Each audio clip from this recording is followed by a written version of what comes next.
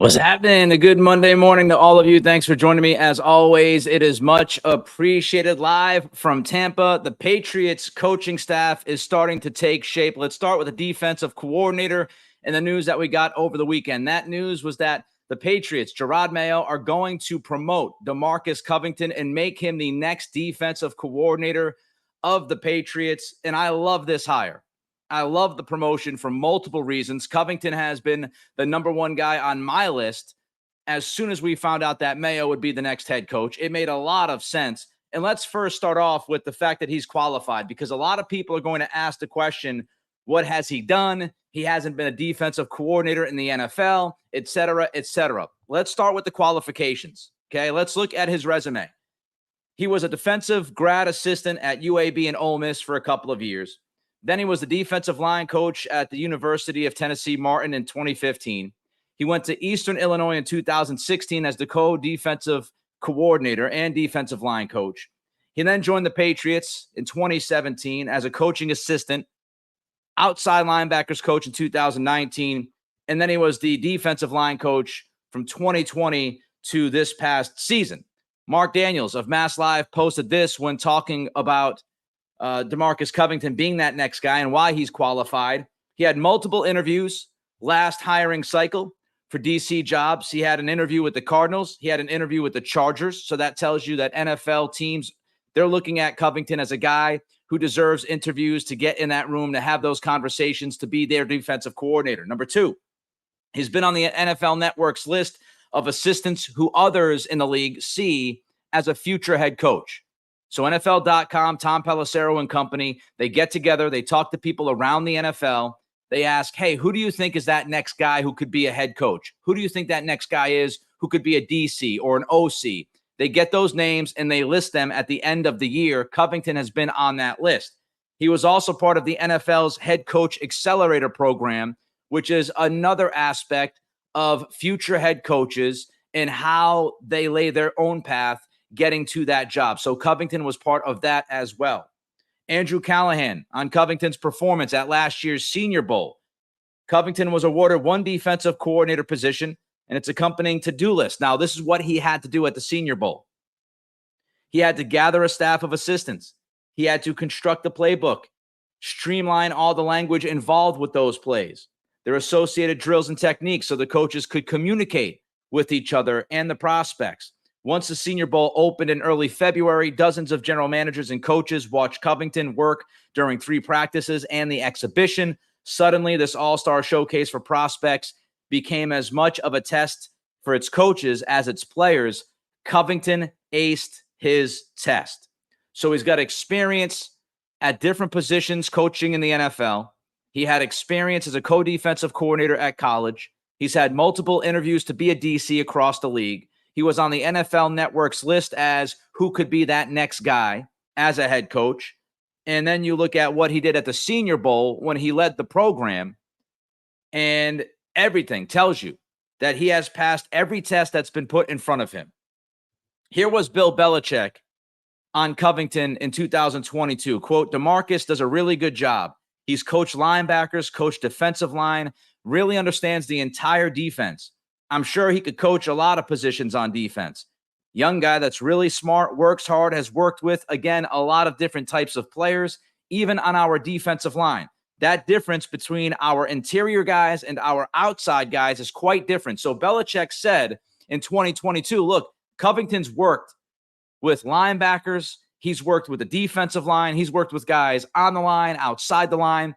And with the Patriots defense and how they run that scheme, it's a lot of different things that you have to learn and coach and really teach those techniques. And Covington, according to Belichick, did a really good job of adapting to each position and how to handle those positions and communicate what needs to be done and teach what needs to be done. Belichick said, quote, pass rush, pass coverage, interior run play, so forth. It's a lot of different techniques to coach. He's very well versed in the fundamentals and schemes. That was Belichick on DeMarcus Covington in 2022. How do the players feel about Covington? Well, I'm glad I asked, or you asked. We all asked. Here was Carl Davis to Nesson's Dakota Randall. Quote, the attention to detail that he has, and this is before the news over the weekend. The attention to detail that he has, I think he could be a great defensive coordinator. The way he sees the game, he's been around the game a long time. I just keep saying the words details, details, details, because that's so important. Devon Gottschall said, head coach. He's so detailed, great head coach one day. Mark Daniels wrote a piece in 2022 at Mass Live about Covington and the possibility of him becoming a head coach one day. Christian Barmore said, quote, the man's got the wisdom. He has the mentality and he knows a lot. He's really a smart coach. I think he does have a chance to be a head coach one day. Dietrich Wise said, quote, if that's something he really wants to do, I can definitely see him doing that. He's the type of guy that can command a room. He's also the type of guy that can also bring people to the side and help them. He's phenomenal. So the NFL respects Covington. Bill Belichick respected Covington, which means a lot when you talk defense. And the players believe and respect Covington and believe he can be a guy that can lead the room to go along with his talents as far as teaching technique, understanding scheme, and communicating that scheme to everybody across the board. So he's a qualified guy. Before I go on, don't forget to give us that like. Thumbs up means an awful lot to us. More thumbs on YouTube especially. They beat that algorithm. Every single like means the world. It means that we continue to grow this community. Over 1.6 thousand subscribers to this show now, and it's all because of you. Trying to get to 1750 by Valentine's Day. So don't forget to like, comment, subscribe. If you're listening on Spotify, Apple Pods, rate and review. And before we move forward, I want to jump to a super chat. My guy Charlie jumps in. Thank you, Charlie. A great super chat. Again, that's how you can jump the line. Everybody commenting. I can't get to all of those comments in a 30-minute pod, but you can jump the line by sending a super chat, and you also contribute to the program. Morning, everyone. Enjoy the week. So Charlie's just saying hello to everybody. Appreciate you, Charlie, as always, man. And can't say enough about those super chats coming in. Okay, another reason why I like Covington. Beyond that, he's just qualified to take this next step. Player development. Look at the guys he has developed on that defensive line. He has done a tremendous job. Christian Barmore is now an all-pro talent. So Barmore has made the leap. When you look at Dietrich Wise got better under Covington's watch. Jelani Tavai has gotten better on the edge under Covington's watch. How about Keon White this last season, his steady development throughout that rookie year? You can look at somebody like Mack Wilson and the ability for the Patriots to adapt their style, to say to Mack Wilson, this is what you can do, and this is how we can use you, which has been different anywhere else you've ever been, and to morph Mack Wilson into a quality NFL player. All of that was under Covington's watch. The defensive line was the best part of the defense this year statistically. They were absolutely fantastic. And you have to give the credit to the coach when we talk about that.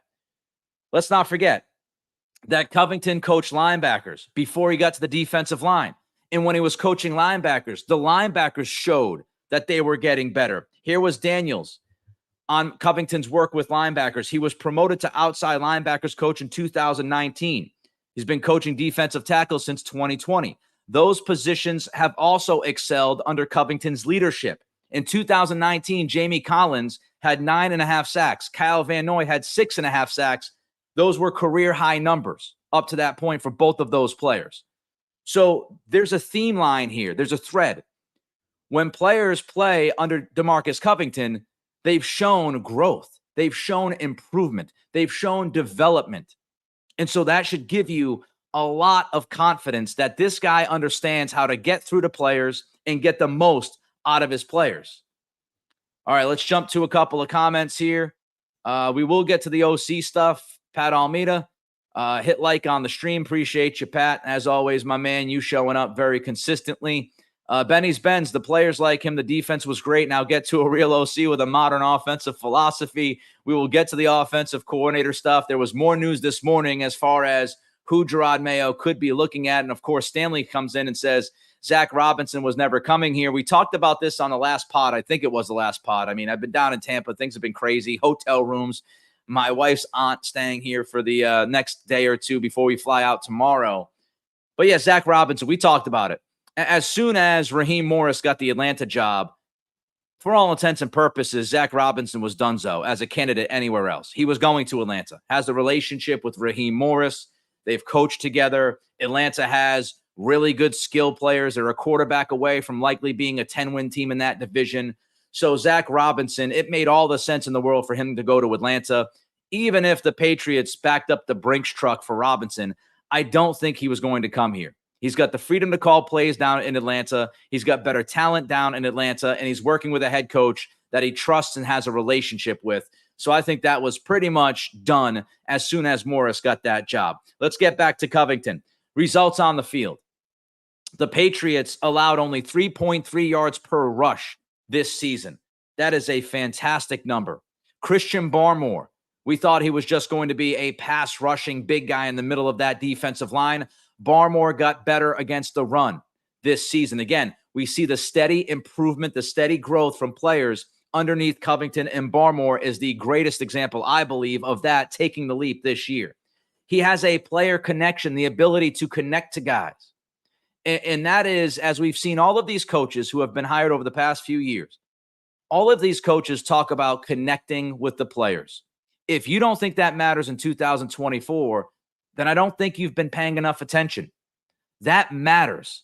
That is extremely significant. The ability to connect to guys, to communicate with them, for them to believe in you, for them to understand what you're putting down as they pick it up.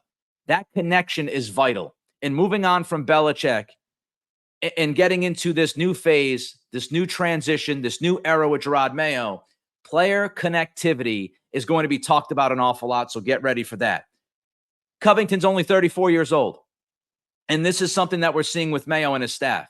Mayo has been targeting young coaches, young prospective studs, guys that can develop along with him, that can really breed success and then move on as they also develop the coaching staff underneath them. I think that youthful exuberance, again, the ability to communicate at a different level. It's not that Belichick didn't communicate with most of his players well. It's the fact that Belichick is 71. And as hard as you try to connect with people that are in their 20s, when you're 71, it's much more difficult to do that.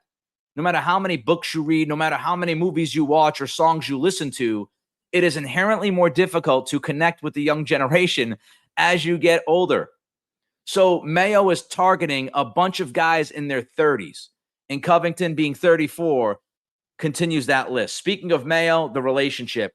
We've talked about this, everybody, right?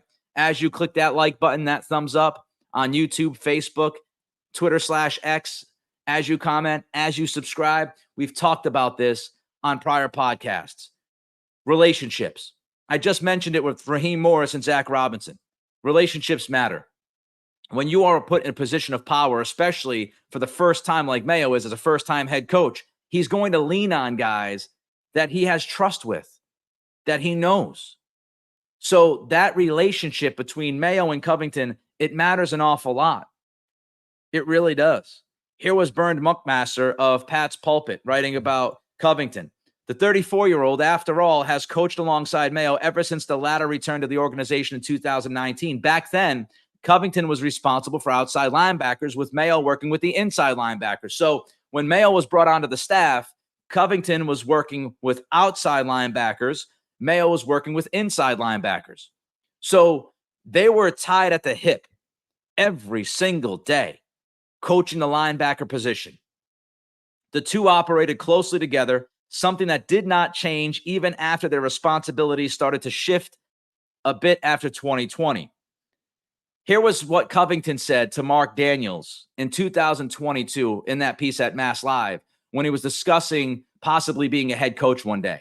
And when you hear this from Covington, tell me it doesn't sound just like Jerod Mayo. Here's what Covington said. For me personally, I always talk about capturing the hearts and minds of the players, and then they'll be able to play for you. That is incredibly similar to Mayo's philosophy on how to reach players, and then how to communicate with them, and then how to coach them. It sounds just like Mayo. Covington continued, through that, you build a relationship with them, and then give them knowledge in the game that can help them take them to the next level. And then you'll gain that respect from players. Remember, during the introductory press conference, Mayo talked about connecting with the players, understanding the players, and it's not always just X's and O's. You have to have that relationship with guys so they trust you, so you can get after them and they don't take it personally, or you can build them up. So Mayo and Covington, the things that they've said to the media as far as how they look at coaching and how to best reach people, very, very similar tactics, very, very similar philosophy, right? So it makes sense, that Mayo relationship, the trust, the communication, the philosophically being aligned, and the continuity. We've talked about continuity. The one thing I wanted with Mayo becoming the head coach was continuity with this defense. I've had no issue with the defense over the past several years. The defense has continued to get better. Defense was top 10 in DVOA this year without Christian Gonzalez and Matthew Judon for most of the season. I have absolutely zero issue with Covington being the guy, getting that promotion, and working hand in hand with Mayo on this defense and continuing the success with the players that they have on this roster. You have one solid, steady foundation with this football team right now. There's a lot of questions with the offense. Again, we'll get to the OC search in a minute. Lots of questions with this offense. Lots of questions with special teams. Defensively, that's where you start with this football team entering into this crucial offseason. And whatever you can do to keep that momentum, to sustain that growth defensively, is what you should do. So promoting DeMarcus Covington makes all the sense in the world, keeping that continuity on that side of the football. Of course, there's still questions. What does this mean for Steve Belichick? What is his future? I should mention, Steve Belichick, as we know, very close to Jerod Mayo. Steve Belichick also close to Covington. He spoke with the media at some point this year, Steve Belichick did, and he had mentioned that Covington was a close friend, on the field coaching-wise, but also off the field. So what you see is this structure within the defensive side of the ball where everybody was really pushing towards the same goal, and the communication was good. And the guys kind of fed off each other. Steve Belichick, DeMarcus Covington, Jerod Mayo was kind of that triumvirate under Belichick. And those three guys, steady communication, friendships, relationships, ability to coach those guys up, I think that's what Mayo sees. Mayo looks at that and says, I don't want to screw anything up on that side of the ball. We've got enough going on offense and special teams. So I want to stick with this crew because this crew is a crew that I trust, and we actually got production from these guys working together. Where's this leave Brian Belichick? We'll have to wait and see. And of course, Covington has not called plays in the NFL, so that's going to be some of a learning curve, but I would trust that they figure it out. Again, very smart guy, very qualified. I love the move. Don't forget to give us that thumbs up. Every thumbs up matters. Not trying to pander, but frankly, I've got to ask you to give us that thumbs up because you just don't voluntarily do it all the time, and that's the way we build this community. So every single like means the world. So like on YouTube, like on Facebook, like on Twitter/X. Continue to comment, and don't forget to subscribe. Trying to get to 1,750 subscriptions by Valentine's Day. So we got a couple of weeks to hit that mark. If you want to jump the line with your comment, send a super chat. That's how you do it. Lakeman1 says, great pod. Thank you. I appreciate that. Always love the kind words. James says, so this means all the Belichicks are going. Not necessarily. Again, Brian Belichick, Steve Belichick, Covington, Mayo, those guys are reportedly close. Steve Belichick and Jerod are very close, very, very close.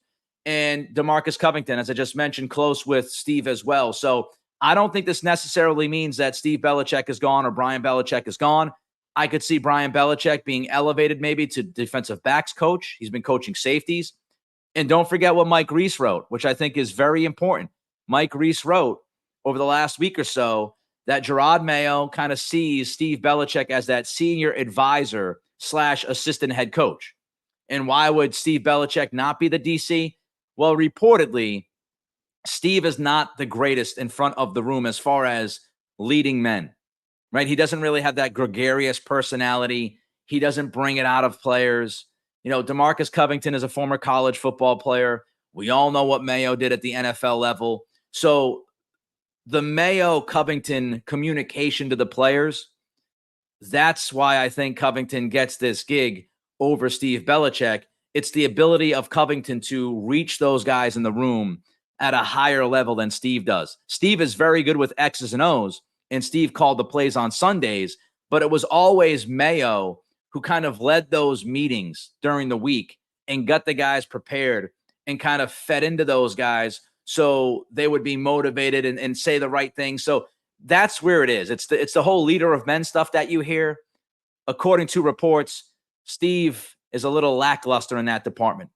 So I don't think this means that Steve Belichick is out of the loop just yet, especially with Bill looking like he's not going to get a gig this offseason. All right, let's get to the offensive coordinator. I know a lot of people want to hear about this. I want to talk about this. We found out that Clint Kubiak was actually interviewed for the OC job. That came out this morning, according to Burt Breer. Scott Turner was also interviewed for the offensive coordinator position. Jerod Mayo has interviewed 11 guys to possibly be that next offensive coordinator. I'm not going to run through all 11 names. I'm short on time, but 11 names. Jerod Mayo is casting a wide net. He's talking to as many people as he can. And he's talking with people outside of the New England organization. He's talking to people outside of that New England scheme, the Earhart-Perkins offense. He's talking to guys that have run different offenses. And I love that approach. I absolutely love the idea of casting that wide net, having those conversations, learning. Because don't forget, I mean, Mayo doesn't know a lot about offense. These conversations with these 11 prospective OCs, I'm sure, opened up the eyes of Mayo and got him thinking differently. And that's crucial. So I love the fact that he's talked to 11 guys. I don't care if he talks to 25 guys. Talk to as many as you can. We talked about that with the head coaching search, right? The fact that Robert Kraft didn't talk to anybody else. It's not that I didn't like Mayo. I didn't like the process. Same thing could be said for the GM. We haven't heard anything about the GM. Well, Mayo has approached offensive coordinator much, much differently. And I like that. He doesn't know what he doesn't know, and he understands that. So he's reaching out to a bunch of names, trying to learn. And I think that says a lot about Jerod. All right, here's the latest on offensive coordinator. Burt Breer posted this on Twitter/X. Rams assistants Nick Caley and Jeremy Springer are traveling from LA to New England today. This was yesterday for second interviews for the Patriots OC and special teams coordinator jobs. The two have dinner with the team brass tonight, and their interviews are tomorrow, which is today. So Nick Caley from LA, spent the last year with Sean McVay. We've talked about him. Spent a lot of years here in New England before going out to LA. And Jeremy Springer, who was also out in LA under Sean McVay. Springer's a special teams guy, Caley an offensive guy. So both of them flew in yesterday.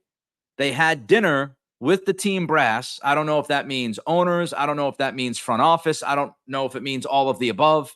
But those two guys flew in. They have their interviews today. Mike Reese wrote this at ESPN. Caley, he is viewed by some close to the process as well positioned to ultimately lead the offense. So it looks like right now, off of reports, that Nick Caley is the leader in the clubhouse to be the next offensive coordinator. Zach Robinson again to Atlanta. Kellen Moore was another name we brought up. He's going to Philly to be the OC. Here are the pros for Nick Caley. I'll give you the pros and the cons as I like to do. The pros. He's been on the staff with Mayo before, right? Again, we go back to relationships, the trust factor, the communication factor. Caley coached with Mayo from 2019 through 2022. So he spent 4 seasons with Mayo on the coaching staff. So there's at least a level of familiarity between Caley and Mayo. Secondly, Caley was a tight ends coach, and he's been a tight ends coach. Now, tight ends coaches, they tend to be great when it comes to prospective OCs. It's seen as that next step because when you're coaching tight ends, you know both the run and the pass, right? Because when you're coaching tight ends, you have to know the run schemes. You've got to know the blocking schemes. So you have a really good hold on running plays. You obviously also have a really good hold on the passing plays because you're coaching tight ends. So usually tight end coaches have some of the most versatility on an offensive staff because they have to know both of those things, both phases of offense, passing and running the football. Also, when Caley was here in New England under Josh McDaniels, he was somebody who worked with the red zone offense. So he would design some of the red zone offensive plays. He would help McDaniels put the playbook together. He would help McDaniels put the game plan together. So he is somebody who is versatile and has worked at different levels, which I think is a pro. Don't forget to like, comment, and subscribe. Help out the program on this Monday live from Tampa. Here's another pro. Caley had the spine to walk away from Bill Belichick. And I love that. You see, a lot of people thought Caley was going to be the offensive coordinator in 2022. Belichick ran the okie doke. He ended up, as we know, putting Patricia and Judge in that position. Caley was upset. Caley wanted to be named offensive coordinator and given that power to run the offense the way that he saw fit. Belichick was unwilling to give Nick Caley that title and to give him that kind of say. So instead of Nick Caley acting like an underling, instead of Caley saying, I acquiesce to the great Bill Belichick, instead of him crawling into a corner in the fetal position, Caley decided to leave the only place he had coached in the NFL. He decided to leave New England and go 3,000 miles across the country to learn under Sean McVay. And I think that says a lot about Nick Caley, that he was not afraid to leave Belichick. He decided to leave him. He went to the other side of the country, and he went to the right coach in Sean McVay, who is seen as the ultimate coaching tree right now when it comes to offense. That speaks volumes to Caley's mettle. It speaks volumes to his ability to act as his own man and to say, hey, look, I'm not going to sit here and take the protection of Bill Belichick and just be happy, being a tight ends coach and doing this job for the next 10 years. If I'm not going to move upward here, if I'm not going to get that responsibility, Bill, then I'm leaving. I'm going. And so I give a lot of credit to Nick Caley because that's not easy. We see in the NFL, guys stay on the same staff for 15, 20 years, and they're just happy to be happy. They're happy. They put their feet up. They're good. Nick Caley, not so much. He decided to make the leap. He believed in himself, and he believed in the progress and the growth that he could have by going to Sean McVay. He made that move. And of course, being his own man, going to McVay opened the door for him to work under McVay. It was only a year. It's not like he was under McVay for 8-10 years. But that year of experience under Sean McVay, that could mean an awful lot. Because Caley learned at least the beginnings of that offense. He understands how McVay looks at the game. He understands why the Rams run what they run. He understands how McVay switched to a lot of that wide zone run game when they were facing the Patriots in the Super Bowl years ago to going more downhill with duo blocks and McVay's ability to adapt. McVay adapted. He didn't just take the Shanahan offense and keep running the Shanahan offense. He has tweaked the Shanahan offense. He has looked at opposing defenses and figured out how defenses were attacking that offense, and he has changed. Shanahan has stayed much the same. And look, they're both highly effective, obviously. But he learned under McVay, even for a year. I think that year does mean something, getting out of New England. Here are some cons. He's never called plays. Obvious con. I would say, though, not many guys have. There's always going to be a first-time offensive coordinator, right? Sean McVay called plays for the very first time at some point. Mike McDaniel, Kyle Shanahan, all of these guys. Zach Robinson has never called a play in the NFL. He's going to Atlanta. He's going to get that experience. He might be great at it. He might be terrible at it. I think he'll be very good. We'll see. So Nick Caley has never called plays. He's not an experienced offensive coordinator, right? Not the experienced OC. Again, he spent the vast majority of his time in New England, so I would imagine that he's most comfortable with New England's scheme. Doesn't mean he can't evolve it. And if you're Jerod Mayo, that might be the magic elixir.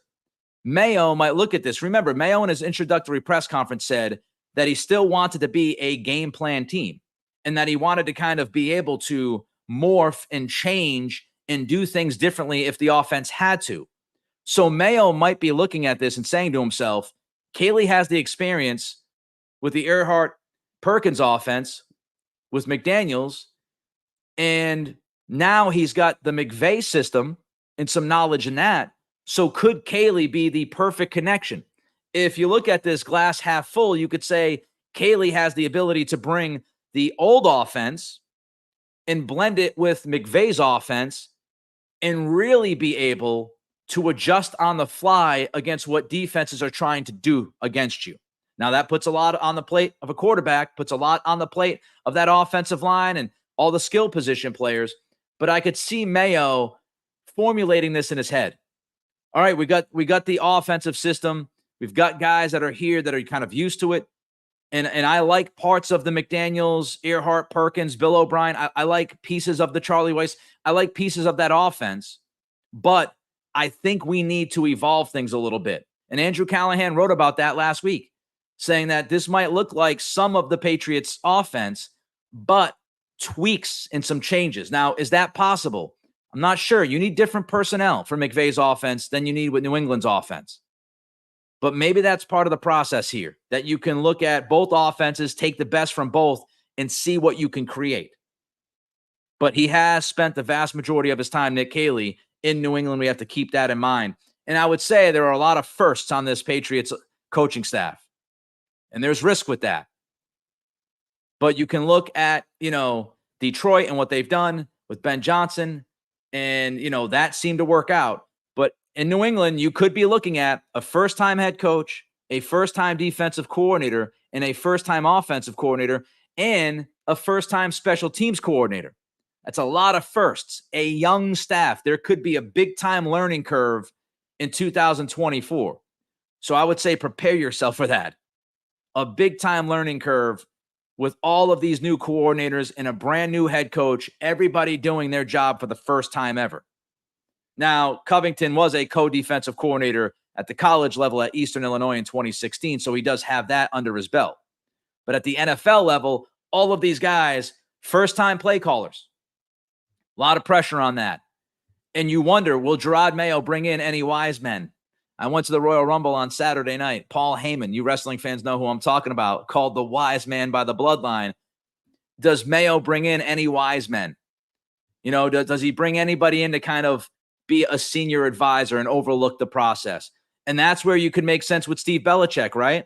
Is Steve Belichick that senior advisor on the defensive side because he's called plays and he would help Covington, and he and Covington have a great relationship? And really, if you cook this thing up, we could be looking at a situation where you not only have a defensive coordinator, offensive coordinator, and I'm speculating, but I'm just rolling along here with your likes, comments, and subscriptions, trying to hit 1,750 subscribers by Valentine's Day. Help me out there. But if you look at this, maybe, just maybe, you have Covington, first-time defensive coordinator at the NFL, calling plays. Steve Belichick above him as the senior assistant to the head coach, who can kind of help Covington during certain stretches. And maybe offensively, you have Nick Caley as your offensive coordinator, first time at the NFL level calling plays, and above him, you have that senior assistant head coach on the offense, and that's Josh McDaniels. McDaniels has a relationship with Caley. So you have Steve Belichick and Josh McDaniels as the assistants to the head coach on each side of the football. And then underneath those guys, you have the play callers who are getting seasoned on the job. Caley, Covington. Interesting dynamic, if that's what Mayo's thinking. A completely different approach than Bill Belichick. Marilyn says, weird, the live didn't start for me. Well, hopefully it started for everybody else. I apologize. I don't know why that's the case. Daniel Evans, like to see where this defense is when they're healthy and Gonzo back. Maybe there's a free agent outside corner to target. Keep up the good work. Thank you. I appreciate you, Daniel. Nolan says Covington is a good move. I agree. I think Covington is a very, very good move. A very, very good move. Mark asks a question. Do we get a compensatory pick for the hiring of Mayo? We do not. You get a compensatory pick for a minority candidate that's taken from your staff and goes to another team. That's when you get the compensatory formula to kick in. And the Niners have just mastered that. The Niners have received a slew of compensatory picks for minority coaches moving to other teams. A slew of them. And executives as well. Rand Carthon goes to Carolina. Robert Saleh goes to the Jets. D'Amico Ryans goes to Houston. That's when you get a compensatory pick. That's how that works. Kyle C., wonder what the reported interviews with Kubiak and Fleury mean for the length of the OC search process. Probably can't do an in-person interview until after the Super Bowl. You can do in-person interviews now. And Jerod Mayo has said that this week is the week that he's kind of honing in on to really pick things up. And that's been reported. So I would expect, again, Nick Caley has an in-person interview today. If it's not going to be Caley, I would expect more in-person interviews this week. And I think this offensive coordinator search is really going to start getting stripped down and focused on a couple of guys if it's not Caley already. I think we should anticipate that. This week is a huge week for the offensive coordinator search. We'll be all over it. Want to make sure that you know this. Tonight, I'll be actually taping the podcast for tomorrow because I have to fly back home tomorrow out of Tampa. So we will be taping the podcast tonight. Again, don't crush me if anything happens breaking news-wise, like past 10 p.m. tonight, early in the morning tomorrow. It is what it is. If something breaks and it's big, we will certainly do a follow-up podcast tomorrow when I get back home. But tonight, we will be taping the podcast for tomorrow. So don't be sending me any super chats tomorrow. I will not be able to interact with you. I don't want you to spend that money and I can't respond to you. It'd be unfair to you, right? So tomorrow's podcast will be a taped edition. We'll run it live, though, quote unquote, at 11 a.m., the usual time. Then Wednesday, here's a cool thing. Wednesday will be the 100th episode of the Nick Cattle Show podcast. So Wednesday will be the 100th episode. We're going to go extra long. I'm going to go an hour on Wednesday. A lot of interaction with all of you. We're going to celebrate 100 episodes. That will happen on Wednesday. So a big, big week here for the Patriots. A big week for the Nick Cattle Show. Don't forget to give us that thumbs up. Like means the world to us. Don't forget to continue to comment. And don't forget to subscribe. Trying to hit 1,750 subscriptions by Valentine's Day. Every subscription counts. And if you're listening on Spotify and Apple Pods, again, rate and review. We'll be talking tomorrow, 11 a.m., unless something breaks today. You never know. It's the Nick Cattle Show on a Monday. Appreciate